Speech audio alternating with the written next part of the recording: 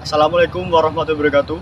Perkenalkan, nama saya Kevin Julian Udifensia dengan NIM A322000992 dari kelompok 4. Perkenalkan, nama saya Muhammad Syahir Aziz dengan NIM A322000956 dari kelompok 4. Perkenalkan, nama saya Firliani Goziatil Masito, NIM A322011042 dari kelompok 4. Perkenalkan, nama saya Adelia Sofianita dengan NIM A322011102 dari kelompok 4. Perkenalkan, nama saya Diki Yoga Brilianto dengan NIM A322011155 dari kelompok 4. Perkenalkan, nama saya Sani Fitriani dengan NIM A322011287 dari kelompok 4.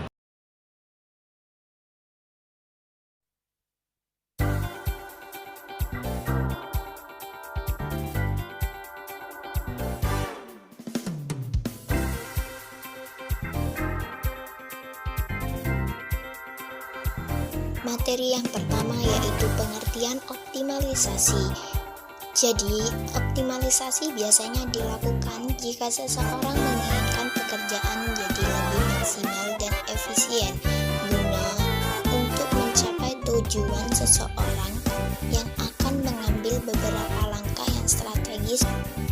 Selanjutnya, pengertian organisasi adalah sekumpulan orang-orang yang bergabung dalam kelompok-kelompok yang bekerja sama untuk mencapai tujuan bersama.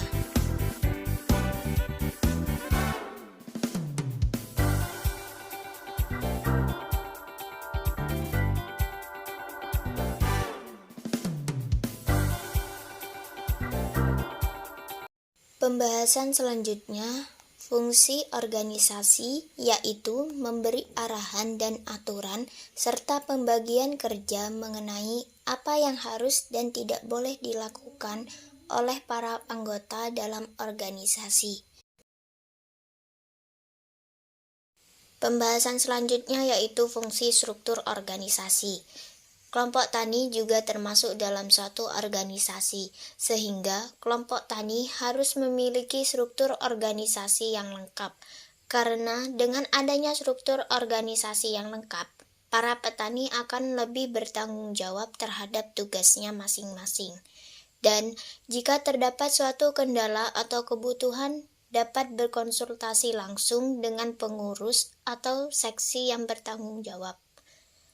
Bagian struktur organisasi pada kelompok tani biasanya terdiri dari ketua kelompok, sekretaris, bendahara, serta seksi-seksi sesuai dengan kebutuhannya. Pokok pembahasan selanjutnya yaitu manfaat struktur organisasi.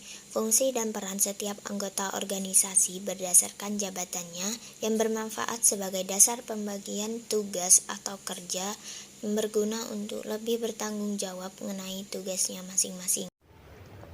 Baik, di sini saya akan menjelaskan bagaimana sih pembentukan struktur organisasi itu berlangsung.